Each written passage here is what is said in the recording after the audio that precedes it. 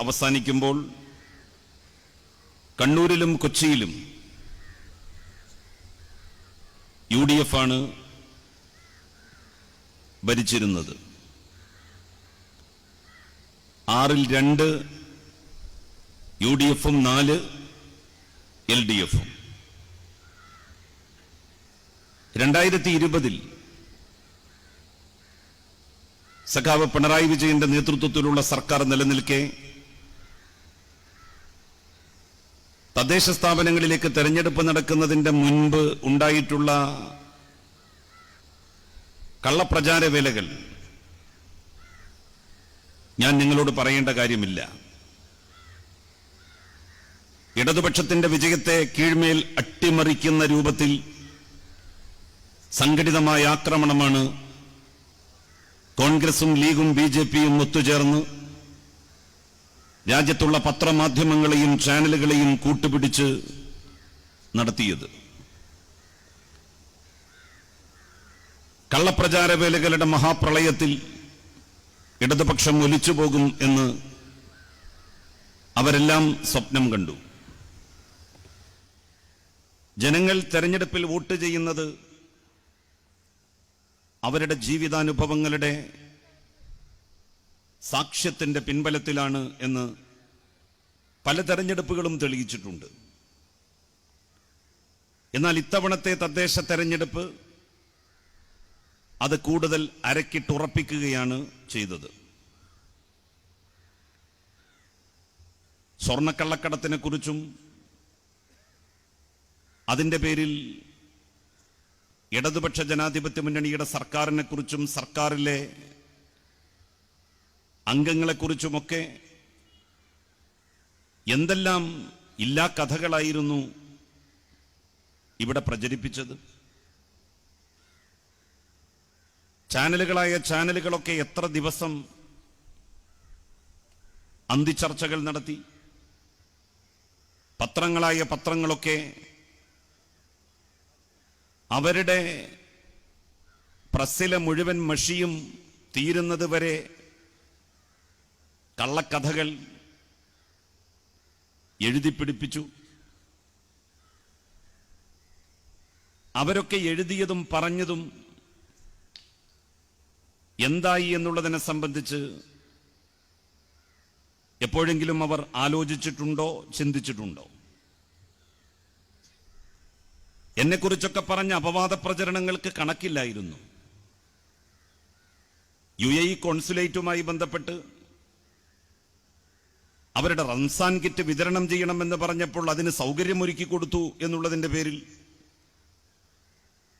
സാധാരണ അറബികൾ റംസാൻ കാലത്ത് ചെയ്യുന്ന പള്ളികളിലേക്കൊക്കെ നൽകാറുള്ള വിശുദ്ധ ഖുർആൻ വഖഫിന്റെ ചുമതലയുള്ള മന്ത്രി എന്നുള്ള നിലയിൽ നൽകാൻ സൗകര്യമൊരുക്കി കൊടുക്കുമോ എന്ന് ചോദിച്ചപ്പോൾ അതിനുള്ള സാഹചര്യം ഒരുക്കി കൊടുക്കാൻ മുതിർന്നു എന്നുള്ളതിന്റെ പേരിൽ ഇല്ലാ കഥകളും കള്ളപ്രചാരവേലകളും അഴിച്ചുവിട്ടില്ലേ? ആ വിവാദം കത്തി നിൽക്കുന്ന ഘട്ടത്തിലാണ് എന്നോടൊരു പത്രപ്രതിനിധി ചോദിച്ചത്, നിങ്ങൾ ഖുർആൻ വിതരണം ചെയ്യാൻ സൗകര്യമൊരുക്കി കൊടുത്തു, ഭഗവത്ഗീത നിങ്ങളുടെ കയ്യിൽ തന്നത് വിതരണം ചെയ്യണമെന്ന് പറഞ്ഞാൽ നിങ്ങളത് ചെയ്യുമോ? ബൈബിൾ ഒരു ക്രിസ്മസ് കാലത്ത് വിതരണം ചെയ്യാൻ ആരെങ്കിലും നിങ്ങളെ ഏൽപ്പിച്ചാൽ നിങ്ങൾ ആ ഉത്തരവാദിത്വം ഏറ്റെടുക്കുമോ?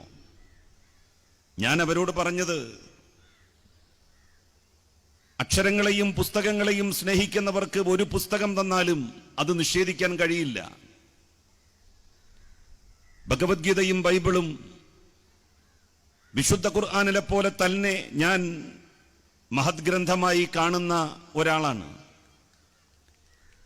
വിശുദ്ധ ഖുർആനിൽ തന്നെ ഒരു വചനമുണ്ട്, ആരാണ് ഒരു മുസ്ലിം, ഒരു വിശ്വാസി എന്ന് ദ്യോതിപ്പിക്കുന്ന തരത്തിൽ.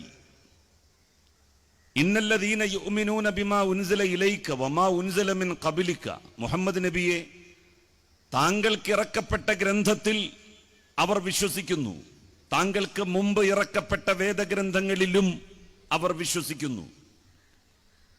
ലോകത്ത്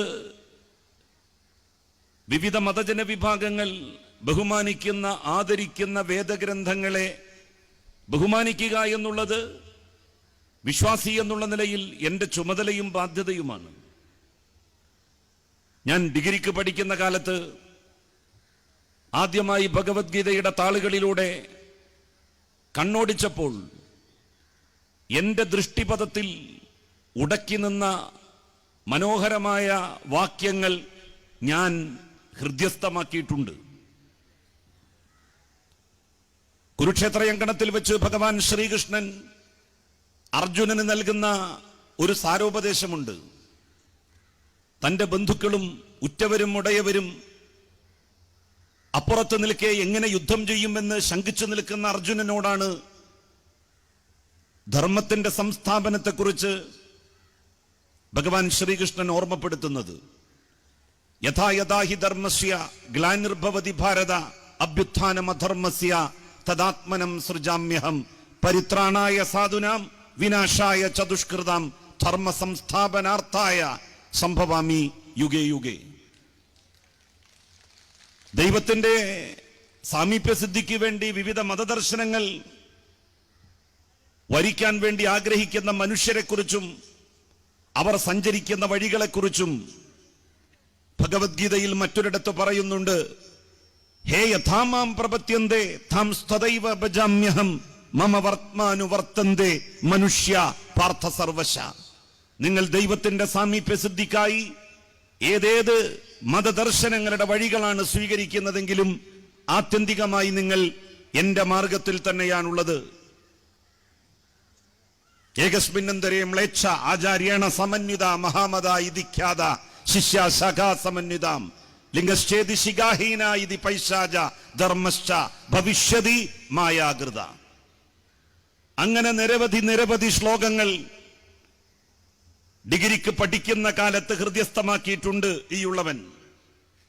ഏത് വേദഗ്രന്ഥം എന്റെ കയ്യിൽ തന്ന് ഇത് വിതരണം ചെയ്യാൻ സഹായിക്കുമോ എന്ന് ചോദിച്ചാലും 101% ആത്മവിശ്വാസത്തോടെ ഞാൻ അത് ഏറ്റെടുക്കും. യാതൊരു സംശയവും തർക്കവും ആ കാര്യത്തിൽ ആർക്കും വേണ്ട. എന്നെ ചോദ്യം ചെയ്യാൻ വേണ്ടി വരുന്ന ആളുകളുണ്ടല്ലോ, BJP-യുടെ ആളുകൾ, RSSന്റെ ആളുകൾ, നേതാക്കന്മാർ. ഞാൻ അവരെ വെല്ലുവിളിക്കുന്നു.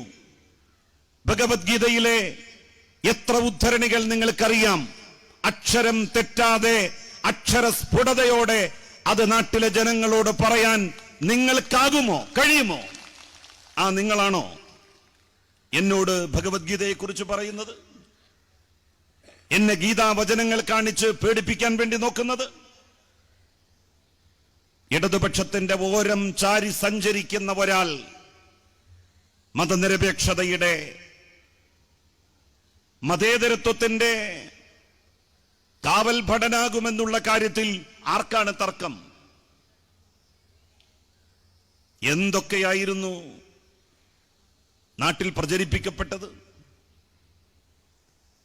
BJP നടത്തിയ കുപ്രചരണങ്ങളിൽ കോൺഗ്രസും ഭാഗഭാക്കായി ലീഗും അണിചേർന്നു. ലീഗിന്റെ ഒരു സംസ്ഥാന നേതാവ് കേരളത്തിന്റെ നിയമസഭയിൽ വെച്ചുകൊണ്ട് പറഞ്ഞത് ഖുർആന്റെ മറവിൽ സ്വർണം കടത്തിയ ആത്മീയ കള്ളക്കടത്തുകാരനാണ് ജലീൽ എന്നാണ്. ആ പറഞ്ഞ വ്യക്തി ഇപ്പോ എവിടെയാണ്? അദ്ദേഹം കഴിഞ്ഞ നിയമസഭാ സമ്മേളനത്തിൽ പങ്കെടുത്തില്ലല്ലോ. എന്തേ പങ്കെടുക്കാതിരുന്നു? എന്നെ അധിക്ഷേപിക്കാൻ വേണ്ടി ശ്രമിച്ച മുസ്ലിം ലീഗിന്റെ 2 MLA-മാർ കഴിഞ്ഞ തദ്ദേശ സ്ഥാപന തെരഞ്ഞെടുപ്പിൽ വോട്ട് ചെയ്തിട്ടില്ലല്ലോ. എന്തേ? വോട്ടിംഗ് മെഷീൻ കേടായതുകൊണ്ടാണോ അവർക്ക് വോട്ട് ചെയ്യാൻ കഴിയാതെ പോയത്?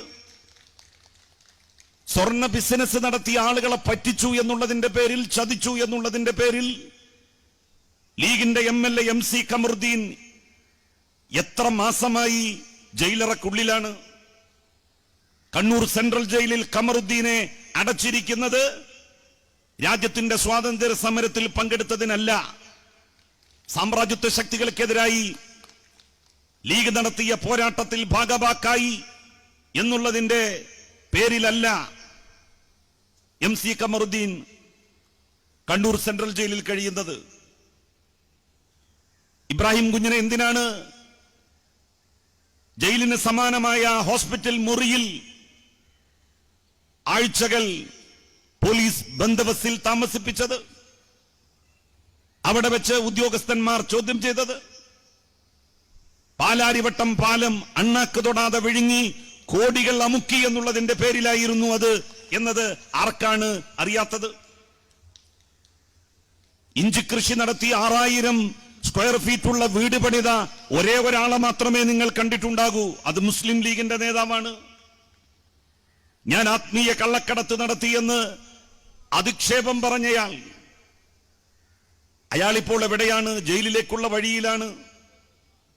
തലശ്ശേരി പിന്നിട്ടു. ഏതാനും ദിവസങ്ങളും കൂടി കഴിഞ്ഞാൽ കണ്ണൂർ സെൻട്രൽ ജയിലിൽ അടക്കപ്പെടും എന്നുള്ള കാര്യത്തിൽ തർക്കം വേണ്ട. അഴിമതി നടത്തി എന്നുള്ളതിന്റെ പേരിലല്ലേ ലീഗും സമുദായവും പറഞ്ഞ് സുഖിമാന്മാരാവുകയും വലിയ സ്വത്തിന്റെ ഉടമകളായി മാറുകയും ഷെയർ ബിസിനസ് നടത്തി പാവം ലീഗുകാരനെ പറ്റിക്കുകയും വഞ്ചിക്കുകയും ചെയ്യുന്ന ഏർപ്പാട് ലീഗ് നേതാക്കൾ അവസാനിപ്പിക്കണം. രാഷ്ട്രീയ പ്രേരിതമാണ് കേസ് എന്നാണല്ലോ ലീഗ് പറഞ്ഞത്. MC കമറുദ്ദീനെതിരായി പരാതി കൊടുത്ത ആളുകളിൽ ഏതെങ്കിലും ഒരാൾ ഇടതുപക്ഷത്തുള്ളവരുണ്ടോ? CPIM-കാരുണ്ടോ? CPI-ക്കാരുണ്ടോ? ഇടതുപക്ഷ ജനാധിപത്യ മുന്നണിയിലെ ഏതെങ്കിലും ഒരു ഘടകകക്ഷിയിലെ അംഗങ്ങളുണ്ടോ? എല്ലാം മുസ്ലിം ലീഗിന്റെ പ്രവർത്തകന്മാരല്ലേ? എല്ലാവരും സമസ്ത കേരള ജമിയത്തുൽ ഉലമായുടെ പ്രവർത്തകന്മാരും കൂടിയല്ലേ? സ്വന്തം പാർട്ടിക്കാരെയും സ്വന്തം സമുദായ സംഘടനയിലെ അംഗങ്ങളെയും പറ്റിക്കാനുള്ള മേൽവിലാസമാണോ മുസ്ലിം ലീഗിന്റെ സമുദായ മേലങ്കി? മഹാനായ CH മുഹമ്മദ് കോയ സാഹിബ് 1967 രണ്ടാം EMS മന്ത്രിസഭയിൽ വിദ്യാഭ്യാസ മന്ത്രിയായി സ്ഥാനമേറ്റു. ലീഗ് കേരളത്തിൽ ആദ്യം മന്ത്രിയാകുന്നത് സഖാവ് EMS-ന്റെ മന്ത്രിസഭയിലാണ്. CH മുഹമ്മദ് കുരിക്കളും മന്ത്രിമാരായി. അവർക്ക് വലിയ ഒരു സ്വീകരണം കൊടുത്തു വടകരയിൽ. ആ സ്വീകരണ സമ്മേളനത്തെ അഭിസംബോധന ചെയ്തുകൊണ്ട് CH പ്രഖ്യാപിച്ചു, ഞങ്ങളെക്കുറിച്ച് കഴിവുകെട്ടവരെന്ന് നാളെ നിങ്ങൾ കേട്ടേക്കാം, ഞങ്ങളെക്കുറിച്ച് യോഗ്യതയില്ലാത്തവർ എന്ന് നാളെ നിങ്ങൾ ഒരുപക്ഷെ അഭിപ്രായങ്ങൾ അറിഞ്ഞേക്കാം, എന്നാൽ ഒരിക്കലും ഞങ്ങളെക്കുറിച്ച് അഴിമതിക്കാരെന്ന് നിങ്ങൾ കേൾക്കേണ്ടി വരില്ല. മഹാനായ CH-ന്റെ ആ വാചകങ്ങൾ അറബിക്കടലിന്റെ ആഴിയിലേക്ക് കെട്ടിത്താഴ്ത്തുകയല്ലേ മുസ്ലിം ലീഗിന്റെ പുത്തൻകൂറ്റുകാരായ നേതൃത്വം ഇപ്പോൾ ചെയ്യുന്നത്? സമുദായവും മതവും ആളുകളെ പറ്റിക്കാനുള്ള കുപ്പായമാണോ? അത് ധരിച്ചാൽ ആരെയും വഞ്ചിക്കാമെന്നാണോ? മുസ്ലിം ലീഗ് ഇത്യാദി പ്രവർത്തനങ്ങൾ അവസാനിപ്പിക്കണം. സ്വന്തം അണികളെ വിശ്വാസത്തിലെടുക്കണം. സ്വന്തം അണികൾ മുസ്ലിം ലീഗിന്റെ നേതാക്കന്മാരെ എന്തുമാത്രമാണ് വിശ്വസിക്കുന്നത്? ആ വിശ്വാസത്തിനനുസൃതമായിട്ടുള്ള വിശ്വാസം തിരിച്ചു നൽകാൻ ലീഗിന്റെ നേതാക്കന്മാർക്ക് എപ്പോഴെങ്കിലും കഴിഞ്ഞിട്ടുണ്ടോ? വിശ്വാസവും ദീനും മതവും എല്ലാം ആളുകളെ വഞ്ചിക്കുന്നതിനും മറ്റുള്ളവരുടെ കയ്യിൽ കിടക്കുന്ന പണം സ്വന്തം കീശയിലെത്തിക്കുന്നതിനും ഉപയോഗപ്പെടുത്തുകയാണല്ലോ ലീഗ് ചെയ്യുന്നത്. ഇതൊക്കെ ചെയ്യുന്ന ആളുകൾക്കെതിരായി ഒരു നടപടിയെടുക്കാൻ എന്തേ ലീഗിന് സാധിക്കാത്തത്? ഇടതുപക്ഷത്തിന്റെ നേതാക്കന്മാർക്കെതിരായി എന്തെങ്കിലും ആക്ഷേപങ്ങൾ സാമ്പത്തിക രംഗത്തുണ്ടായാൽ അവരെ മാറ്റി നിർത്തും, പാർട്ടിയിൽ നിന്ന് പുറത്താക്കും. MC കമറുദ്ദീനെതിരായി ഉണ്ടായിട്ടുള്ള അധിക്ഷേപങ്ങളെ മുഖവിലക്കെടുക്കാൻ ലീഗ് തയ്യാറാകാതിരുന്നത് എന്തുകൊണ്ടാണ്? ലീഗിന്റെ പല നേതാക്കന്മാരും ഇങ്ങനെ ജനങ്ങളുടെ പോക്കറ്റിൽ കിടക്കുന്ന പണം ഷെയറായി സ്വീകരിച്ച് നാട്ടിൽ ബിസിനസ്സുകൾ നടത്തുന്നുണ്ട്. 1 ലക്ഷം രൂപക്ക് 5000 രൂപ ലാഭം തരാമെന്ന് പറഞ്ഞാൽ 5000 രൂപയെ പലിശ എന്നല്ലാതെ മറ്റെന്താണ് വിളിക്കേണ്ടത്? നിർണിതമായ ലാഭവിഹിതത്തെയാണ് പലിശ എന്ന് പറയുക. ഒരു ബിസിനസ് ആരംഭിക്കുമ്പോ ലാഭമേ ഉണ്ടാകൂ എന്ന് ആരാണ് ഈ നാട്ടിലെ ലീഗുകാരോട് പറഞ്ഞത്? കച്ചവടത്തിൽ ലാഭവും നഷ്ടവും വരാം. ഒരു മാസം ക്ലിപ്തപ്പെടുത്തിയുള്ള ഒരു സംഖ്യ എങ്ങനെ കൊടുക്കും? പലിശ വാങ്ങി തിന്ന് അവസാനം മുതലും പലിശയുമില്ലാത്ത അവസ്ഥയിൽ അത് തന്നവരെ ആക്കി സമുദായത്തിന്റെയും ദീനിന്റെയും പേരും പറഞ്ഞ് ആളുകളെ പറ്റിക്കുന്ന ഏർപ്പാട് ഇനി നടക്കില്ല. അത് നടത്താൻ ലീഗിന്റെ പ്രവർത്തകർ അനുവദിക്കരുത്. അതാണ് എനിക്ക് അവരോട് അഭ്യർത്ഥിക്കുവാനുള്ളത്. എന്തുകൊണ്ടാണ് കഴിഞ്ഞ തദ്ദേശ സ്ഥാപന തെരഞ്ഞെടുപ്പിൽ കള്ളപ്രചാരണങ്ങളെ ആളുകൾ പുച്ഛിച്ചു തള്ളിയത്? നിങ്ങൾക്ക് ഓർമ്മയില്ലേ? അന്ന് എന്തൊക്കെയായിരുന്നു ചാനലിൽ ഇരുന്നു കൊണ്ട് അവരുടെ അവതാരകന്മാർ പറഞ്ഞിരുന്നത്?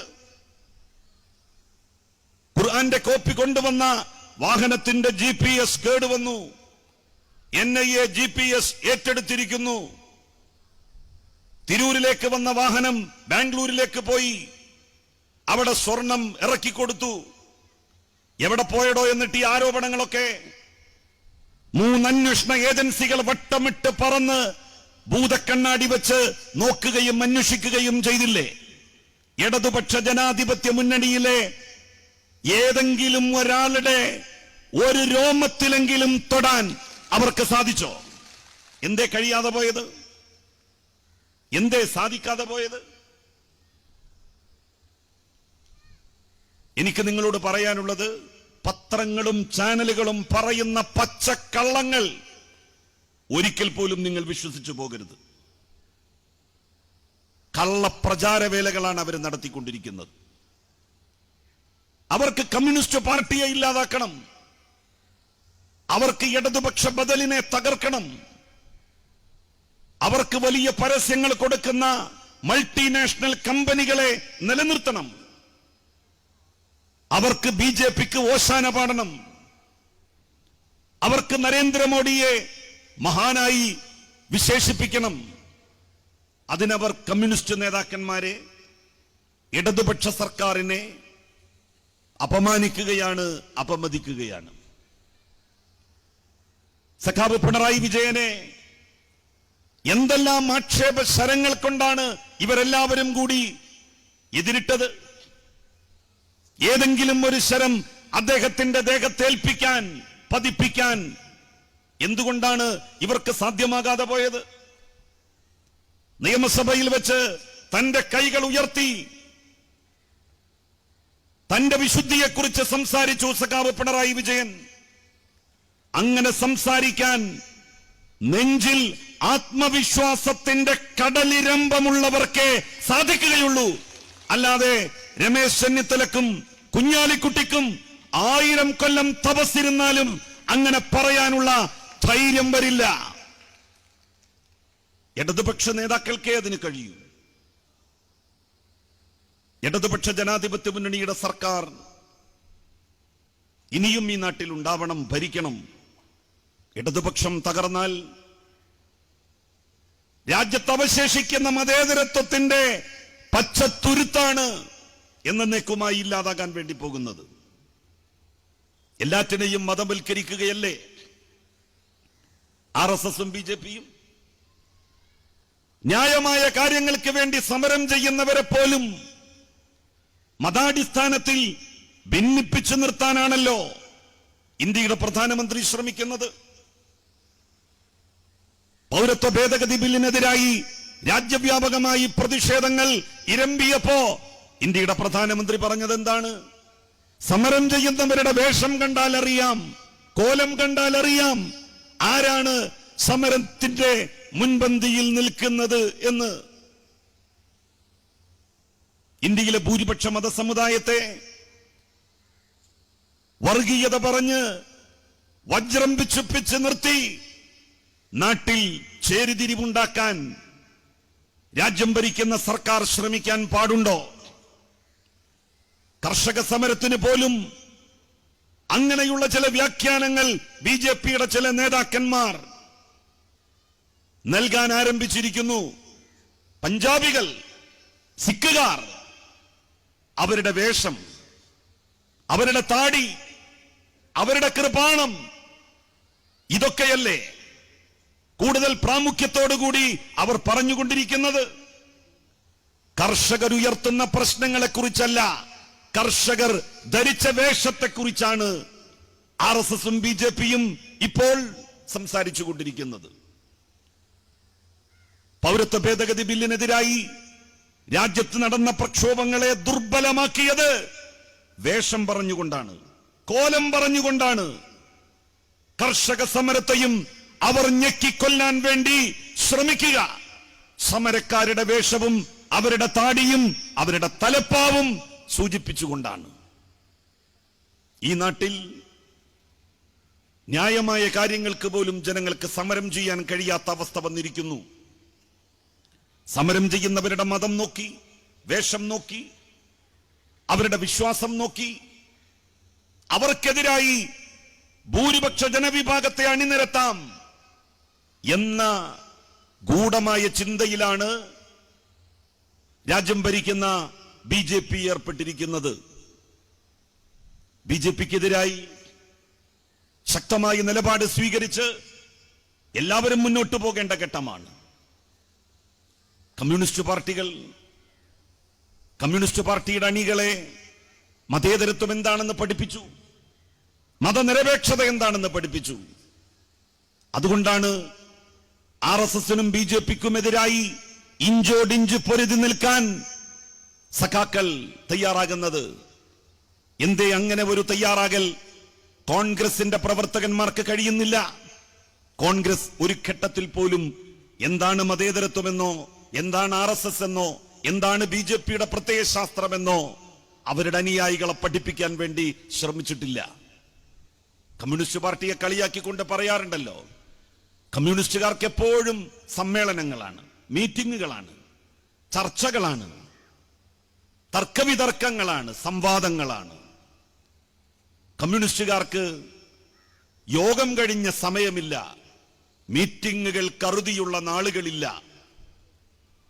കമ്മ്യൂണിസ്റ്റുകാർ അവരുടെ അണികളെ അങ്ങനെ യോഗങ്ങൾ വിളിച്ചുകൂട്ടി, മീറ്റിങ്ങുകൾ വിളിച്ചുകൂട്ടി എന്താണ് കമ്മ്യൂണിസ്റ്റ് പാർട്ടി എന്നും, എന്താണ് RSS എന്നും, എന്താണ് BJP എന്നും, എന്താണ് മതേതരത്വമെന്നും, എന്താണ് വർഗീയതയെന്നും, എന്താണ് മതനിരപേക്ഷതയെന്നും, എന്താണ് മതമൗലികവാദമെന്നും പഠിപ്പിച്ചുകൊണ്ടേയിരുന്നു. അവർ നടത്തിയ ധീരമായ ആ ഇടപെടലുകളാണ് കേരളത്തെ ഇപ്പോഴും മതനിരപേക്ഷതയുടെ ഒരു പച്ചത്തുരുത്താക്കി അവശേഷിപ്പിച്ച് നിർത്തുന്നത് എന്ന് കോൺഗ്രസ് മനസ്സിലാക്കണം. കോൺഗ്രസ് ഒരു സന്ദർഭത്തിലും കോൺഗ്രസിന്റെ അണികളെ ഇവയൊന്നും പഠിപ്പിച്ചില്ല, ഇതിനെക്കുറിച്ചൊന്നും പറഞ്ഞു കൊടുത്തില്ല. അതുകൊണ്ട് തന്നെ കോൺഗ്രസിന്റെ ആളുകൾ വിചാരിക്കുന്നു, കോൺഗ്രസ് ഇല്ലെങ്കിൽ ഞങ്ങൾക്ക് BJP. അവർ കോൺഗ്രസിനും BJPക്കും ഇടയിൽ ഒരു വ്യത്യാസവും കാണുന്നില്ല. ഒരു ബദൽ രാഷ്ട്രീയ പാർട്ടിയാണ് BJP എന്ന് കോൺഗ്രസുകാരെ കരുതുന്നുണ്ടെങ്കിൽ അതിന്റെ ഉത്തരവാദിത്വം അത് കരുതുന്ന കോൺഗ്രസുകാർക്കല്ല, അവരെ അങ്ങനെ കരുതുന്ന മാനസികാവസ്ഥയിലേക്ക് വഴി നടത്തിയ കോൺഗ്രസിന്റെ നേതാക്കന്മാർക്കാണ്. പണ്ഡിറ്റ് ജവഹർലാൽ നെഹ്റുവിന് ശേഷം കോൺഗ്രസ് കലർപ്പില്ലാത്ത മതേതരത്വത്തെ എപ്പോഴെങ്കിലും നെഞ്ചോട് ചേർത്ത് വെച്ചിട്ടുണ്ടോ? എന്നെങ്കിലും?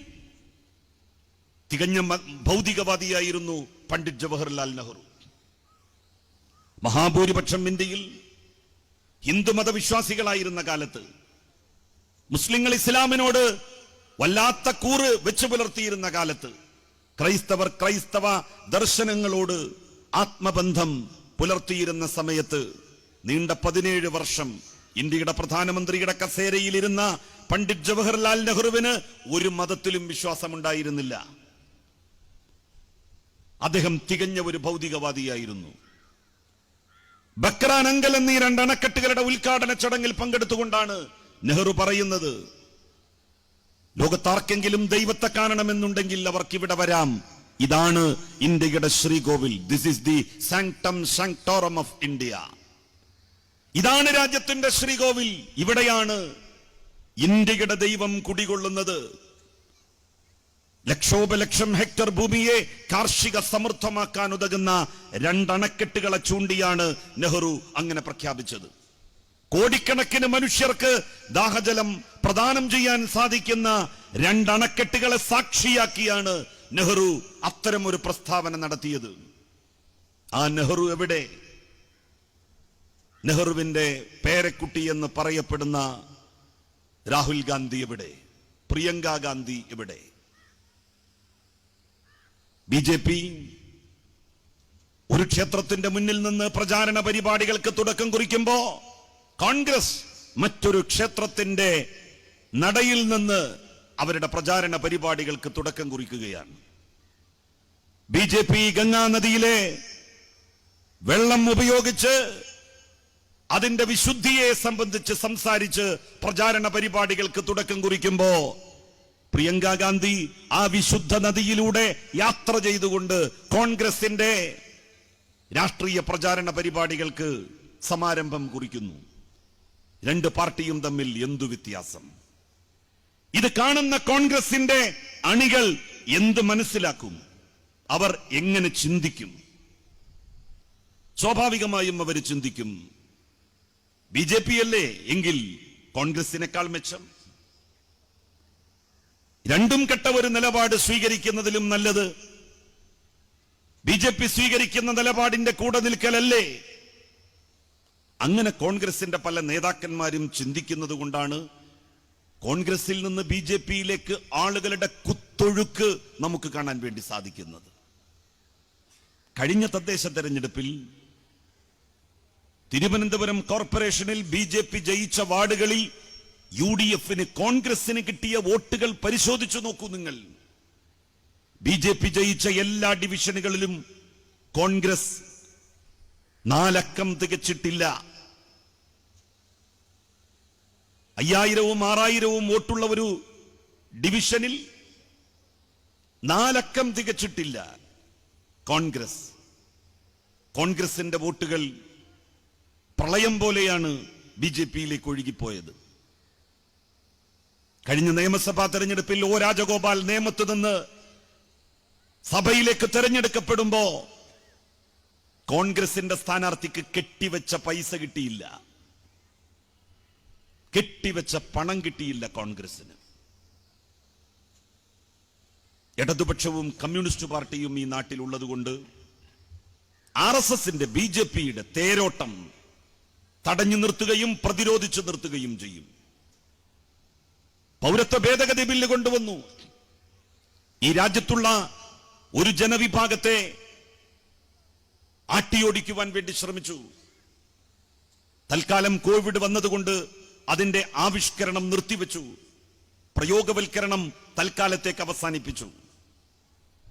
വാക്സിനേഷൻ കഴിഞ്ഞാലുടൻ അത് തുടങ്ങും എന്നാണ് അമിത് ഷാ പ്രഖ്യാപിച്ചിരിക്കുന്നത്. ആ നിയമം രാജ്യത്ത് കൊണ്ടുവന്നപ്പോ അതിനെതിരായി ആരാണ് ശബ്ദിച്ചത്? കേരളത്തിന്റെ മുഖ്യമന്ത്രിയല്ലേ പറഞ്ഞത് ആ നിയമം കേരളത്തിൽ നടപ്പിലാവില്ല, ഞങ്ങൾ ഈ നാട്ടിൽ നിന്ന് ഞങ്ങളുടെ കൂടപ്പിറപ്പുകളായ ഒരാളെയും ആട്ടിയോടിക്കുവാനോ ബഹിഷ്കരിക്കുവാനോ അവരെ പുറത്താക്കുവാനോ തയ്യാറല്ല. അവരും ഞങ്ങളും തമ്മിലുള്ള ബന്ധം അഭേദ്യമായ ആത്മബന്ധമാണ്. ആ ബന്ധം മുറിക്കാൻ ആര് പറഞ്ഞാലും ഞങ്ങൾക്ക് മനസ്സില്ല. അതിനെതിരായി പ്രമേയം പാസാക്കി, ശക്തമായ നിലപാടുകൾ സ്വീകരിച്ചു. മതാടിസ്ഥാനത്തിലുള്ള സെൻസസിനെ എതിർത്തു. ഇത് ചെയ്യാൻ ഈ രാജ്യത്ത് ഏതെങ്കിലും ഒരു കോൺഗ്രസിന്റെ സർക്കാർ തയ്യാറായോ? മുത്തലാഖ് ബില്ല് കൊണ്ടുവന്നപ്പോ ലീഗും കോൺഗ്രസും വോട്ടെടുപ്പിൽ നിന്ന് മാറി നിന്നു. എണ്ണം കുറച്ചാണെങ്കിൽ പോലും കണ്ണിൽ എണ്ണയൊഴിച്ച് കാത്തിരുന്നു ഇടതുപക്ഷത്തിന്റെ MP-മാർ അതിനെതിരായി വോട്ട് രേഖപ്പെടുത്താൻ. രാഷ്ട്രീയമായ വിയോജിപ്പുകൾ ഉണ്ടാകും, അഭിപ്രായ വ്യത്യാസങ്ങൾ സ്വാഭാവികമാണ്. പക്ഷേ അടിസ്ഥാനപരമായി ഒരു ജനവിഭാഗത്തിന്റെ അസ്തിത്വം നിഷേധിക്കുമ്പോൾ അത് കണ്ടു നിൽക്കാൻ കമ്മ്യൂണിസ്റ്റ് പാർട്ടി ഒരു ഘട്ടത്തിലും തയ്യാറായിട്ടില്ല. ഒരു കാലത്തും അതിന്